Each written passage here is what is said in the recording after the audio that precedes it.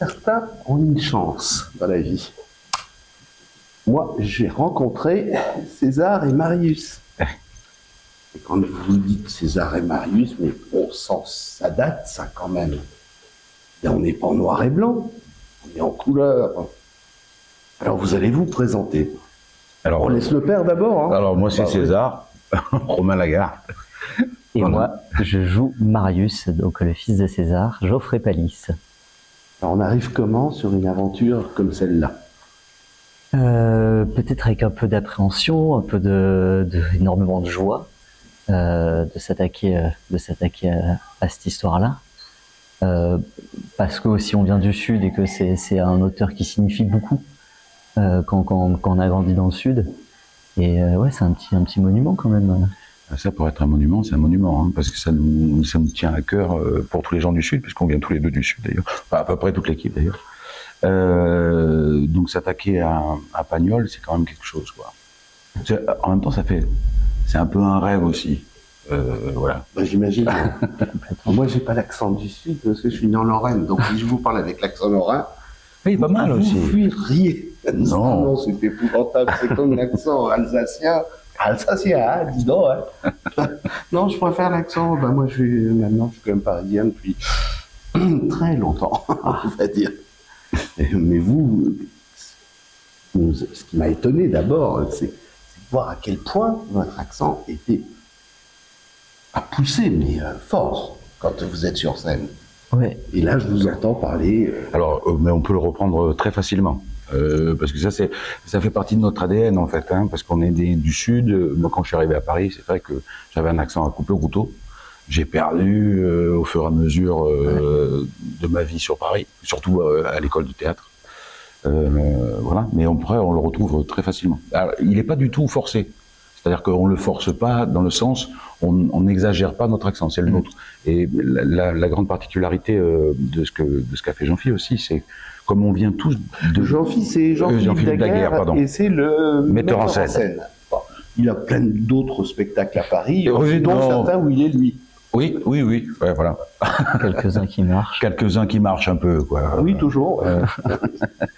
Où j'en étais? Je disais, ah oui, par rapport à l'accent, on vient tous de localités un peu différentes, soit des Bouches-du-Rhône, de la Drôme, du Gard, moi du Var. Je préfère. On a tous une particularité parce que c'est pas le même accent. Normalement, les gens pensent que l'accent c'est le même, l'accent du Sud, il est chantant. Ah ouais, il chante, ça c'est vrai. Mais il diffère suivant les départements, les villes. Même d'un village à un autre village, on n'a pas le même accent. Et les gens l'entendent pas forcément, mais nous on sait très bien que quand il y a quelqu'un qui et toi t'es d'Avignon, toi c'est très reconnaissable en fait. Pour nous, je veux dire. Alors, pour toi qui es le plus jeune, ça représentait quoi, Pagnol et la trilogie, puisque bon, quand on parle de là, on sait qu'il y en a 3. Oui. Alors qu'est-ce que ça représente? Ça représente un peu l'héritage quand même. Moi, j'ai le souvenir de voir les films quand j'étais petit. C'est les films préférés de ma famille, quoi. Donc, il y a aussi ce truc-là de réunion, un peu comme quand on regardait des films de Funès, quoi. Il y a un truc où on sait que ça va mettre tout le monde d'accord, toutes les générations. Et je pense qu'il y a un peu ça aussi avec la trilogie de Pagnol. Donc, ça représente un challenge, ça représente un peu une fierté aussi, quand même, de défendre ce rôle-là. Parce que, comme le dit Romain, quand même, Marius, ça fait partie quand même un peu des rêves qu'on peut avoir dans le théâtre, dans les rôles qu'on peut aller chercher. C'est vrai qu'il y a quand même un truc de se dire, ouais, je vais pouvoir jouer Marius une fois dans ma vie. Ça a la même force qu'un Roméo dans Shakespeare. Roméo dans Shakespeare, attendez, laissez-moi trouver. C'est dans La Belle et le Clochard? C'est ça. Exactement. Ah bon, d'accord. Après, ça a été... Mais ouais, Il a copié d'ailleurs, je crois. Ah bah complètement. Ouais. Complètement. Mais Walt Disney a inspiré plein d'auteurs. Est-ce que des gens de ton entourage, parents ou fiancés, ont vu déjà ta performance? Bien sûr. Il se trouve qu'on a eu la chance de faire la première à Salon de Provence. Ah oui. Et moi, je suis né à Miramas. Mon frère est né à Martigues. Mon père est né à Salon. Ma mère est de Marseille. J'ai de la famille à Salon. Donc évidemment que le jour de la première, j'avais 20 personnes dans la salle de ma famille. Là, il y avait toute la famille. Ah ouais. Ah ouais.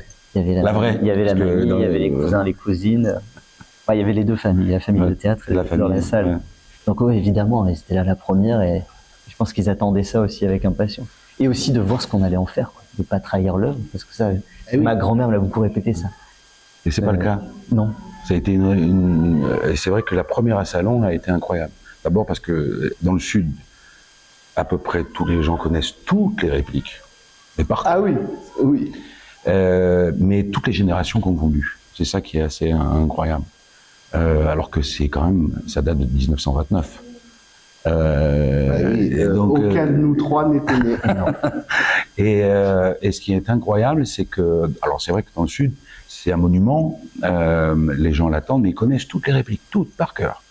Donc on avait vraiment un soutien du public, mais ils ont été absolument conquis et non seulement surpris. Et ce qui était vachement intéressant, c'était la confrontation entre les générations. Les générations, on va dire, plus anciennes, s'attardaient plus facilement, en fait, à l'image qu'ils avaient de Pagnol. Et la génération moderne, en fait, redécouvrait réellement, en fait, cette histoire.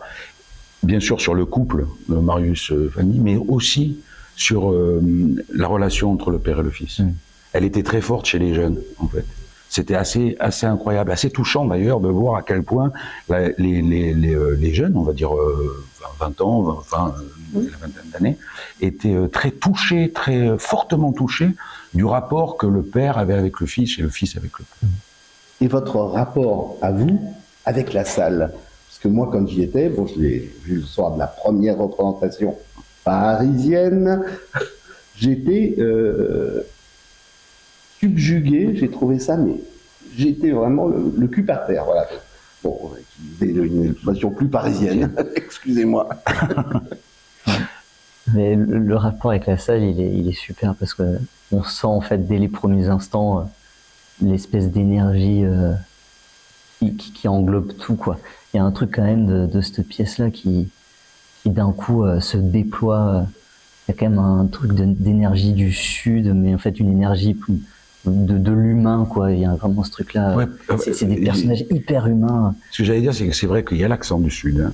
Hein. C'est vrai que on est à Marseille, on est dans les gens du Sud qui on va dire leur tempérament est haut en couleur. Mais en fait, on s'est vraiment aperçu, Pagnol, c'est pas entre guillemets la pagnolade. La fraîcheur ne vient pas forcément, en fait, finalement, de l'accent. Bien sûr qu'il est important parce qu'on est au Sud, mais c'est l'amour qui. Pagnol a un amour vraiment monumental pour ces gens. Il a observé, il les aime et il leur pardonne rien d'ailleurs. Hein, il peut être aussi cruel. Mais cette fraîcheur vient vraiment de la relation qu'il y a entre les gens. Et la force de Pagnol, la grandeur, c'est que c'est un auteur de l'humain. C'est les rapports qu'il y a entre les gens qui font que cette histoire est universelle. Elle a beau avoir été écrite au début du XXe siècle, elle est encore d'actualité aujourd'hui, c'est-à-dire ce qu'on défend, en tout cas ce qu'on raconte, a une résonance encore aujourd'hui dans les rapports. Ils n'ont pas changé. Et c'est ça qui est magnifique, quoi. Mais c'est vrai que la relation avec le père et le fils, on pourra parler après celle avec Fanny, bien sûr, mais elle est énorme. Cet homme qui a sans doute élevé son fils seul, parce que sa femme est morte, il y a beaucoup de pudeur, il y a un amour, il y a des non-dits, mais il y a un amour profond, et les deux. Même si ils ont pas la même envie, oui. Tous les deux. Voilà. Est-ce que vous êtes inspiré des personnages du film? On va commencer par le fils. Alors, quand on a commencé quand on a su qu'on allait travailler dessus, moi j'ai regardé encore une fois le film. Je me suis Combien de fois en tout vous l'avez vu? En tout, je sais pas, mais je sais que à partir du moment où j'ai su qu'on allait le monter, je l'ai regardé une fois et je me suis dit pas plus, parce que je voulais revoir, je voulais me remettre dans l'ambiance, mais je voulais surtout pas prendre la musique de Pierre Freinet. Ouais, c'est un Alsacien en plus. En plus, Et non, mais je voulais pas m'inspirer de ce qu'il faisait. Je voulais vraiment faire plutôt du travail à la table avec le texte et pas m'appuyer du tout sur lui. Donc j'ai essayé de pas m'en inspirer. Et je sais que Juliette Béard, qui joue Fanny, ça a été la même chose. On s'est dit tiens, on regarde le film et après on oublie quoi. Et c'était juste pour se relancer dans le bain. Et le père alors? Alors non, pas du tout. Enfin, le film d'abord, j'ai pas besoin de le revoir parce que je le connais par cœur. Je crois que depuis mon plus jeune âge jusqu'à aujourd'hui, j'ai dû le voir je ne sais pas combien de fois. Donc chaque année il repasse en plus et dans la famille c'était vraiment allez on regarde ça. Donc non, c'est le texte, l'équipe, le texte. Et puis il fallait qu'on se détache aussi de l'image. César, c'est Rému. Donc on passe pas après Rému. Rému, c'est Rému. Oui, c'est pas facile. Ça sert à rien de copier Rému. Mais c'est un monument. C'est un des plus grands acteurs au monde, si ce n'est le plus grand acteur qu'on ait jamais eu, quoi. Donc non, je m'en suis pas inspiré. C'est-à-dire, en plus, on a le même accent, parce qu'on vient du même. Ah bon? Oui, on vient du même. Ben, il est varois et je suis varois et on est du même endroit. Donc c'est vrai, mais au-delà de ça, non, j'avais pas envie. Justement, j'avais envie de faire autre chose. De faire autre chose. Alors, on fait pas autre chose parce qu'en même temps, c'est lui qui l'a créé. Donc, il y a beaucoup de choses dans la pièce il en est l'origine. Donc, on peut pas. Mais non. C'est vrai que dans le film, sans doute, il est génial. De toute façon, ils sont tous formidables. Mais je crois qu'on a plus appuyé. Et puis Jean-Philippe a plus ciblé sur les jeunes, sur leurs relations et aussi sur la relation entre deux générations, c'est-à-dire entre le père et le fils. Donc cet amour-là, on est allé le chercher, on l'a fouillé un petit peu plus que par rapport au film, je crois, moi je trouve. Et on va oublier un peu le père et le fils, hein, parce que bon, il y a quand même d'autres personnages. Bien sûr. Et toi, tu vas nous en présenter deux, et puis toi, tu présenteras le reste. Ah voilà, alors deux. Allez. Je laisse choisir. Hein. Alors, je peux présenter Fanny. Eh oui. La petite Fanny qui est vendeuse de coquillages, qui a son petit stand juste à côté du bar, avec qui on a grandi ensemble. Marius et Fanny grandissent ensemble. Marius avec son père, Fanny, elle, de son côté avec sa mère. Je crois qu'ils partagent, ils ont cette même fraîcheur-là, ils ont cette même jeunesse par rapport aux anciens. Ils apportent un souffle. Alors il y a un lien qui est entre eux qui est juste absolument sublime, d'amour, de passion, mais qui est aussi déchirant parce que pour Marius, il est vraiment entre deux désirs qui s'opposent, quoi, qui sont pas possibles. Il faudrait peut-être que tu nous dises qui est l'interprète quand même. Bien sûr, Fanny, c'est l'incroyable, la merveilleuse Juliette Béard. Voilà. Qui est absolument merveilleuse. Bon. Ah ça, oui, on a tout dit, elle est merveilleuse. Ouais. Je te laisse présenter un autre personnage. Alors, il y a les Irréductibles. On va dire de Marseille, qui fait la fine équipe, à commencer par Monsieur Escartefigue, qui est le conducteur du ferryboat, celui qui peut passer le bac d'une rive à une autre du port, qui est à Marseille et qui est un ami de César. Il y a Monsieur Brun, alors Escartefigue et Christophe Mie, qui est joué par Christophe Mie. Il y a Monsieur Brun. Alors c'est le seul personnage qui est une pièce rapportée en Marseille parce qu'il est lyonnais. Donc il subit toutes les blagues par rapport à son accent. Mais il fait partie du cercle, on va dire, d'amis de ces gens. Et puis qui est joué par Grégoire Bourbier, et l'ami d'enfance de César, qui est Panis, Honoré Panis, qui est maître voilier du port de Marseille. C'est lui qui fait les voiles et qui crée les voiles, et notamment les voiles du bateau qui emportera de la Malaisie, qui emportera Marius. Il a dit la fin. Peut-être. Peut-être. C'est pas sûr. C'est pas sûr. J'ai bien peur qu'on connaisse un peu la fin. Ah bon? Mais c'est vrai, j'aurais pas pu le dire. C'est pas grave. On va le couper. C'est coupé. La semaine prochaine. Le couper juste voilà. Mais il reste encore un personnage. Et Panis, il jouait par Teddy Mélis. Et surtout, et aussi Honorine, Solange Millot, qui est la maman et la poissonnière,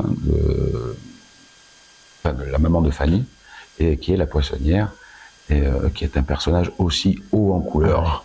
Oui, ça c'est le moins qu'on puisse dire. Mais c'est vrai qu'elle capte l'attention. Absolument. C'est elle n'efface pas, ça n'efface personne, mais elle capte l'attention quand elle est là. C'est... Voilà, moi, enfin, personnellement, j'avais tendance à la regarder.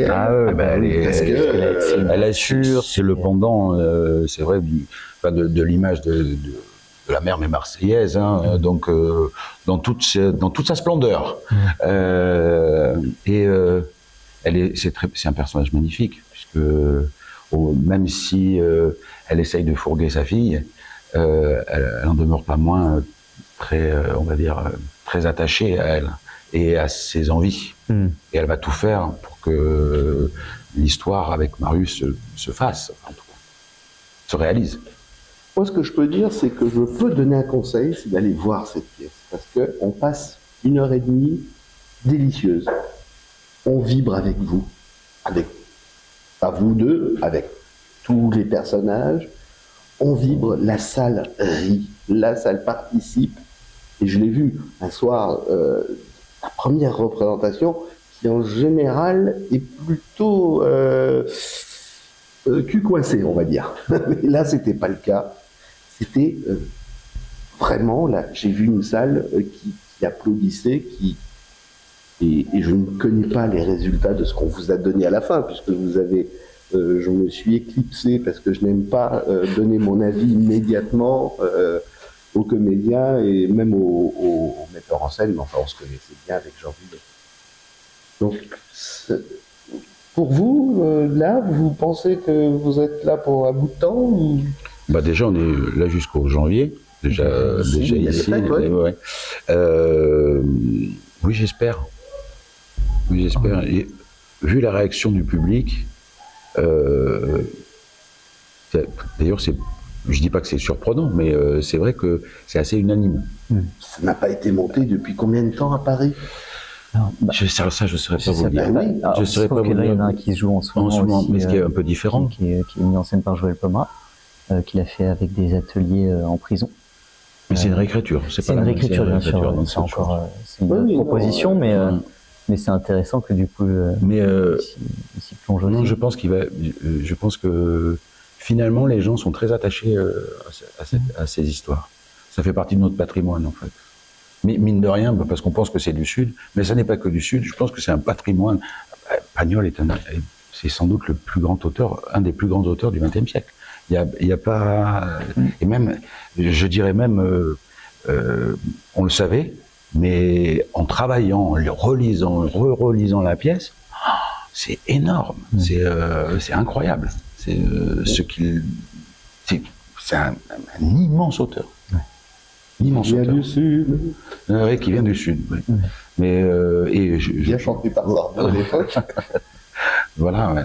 Et puis c'est vrai que tous ces personnages, que ce soit Panis, joué admirablement par Teddy, qui est vraiment un des personnages principaux de la pièce, mais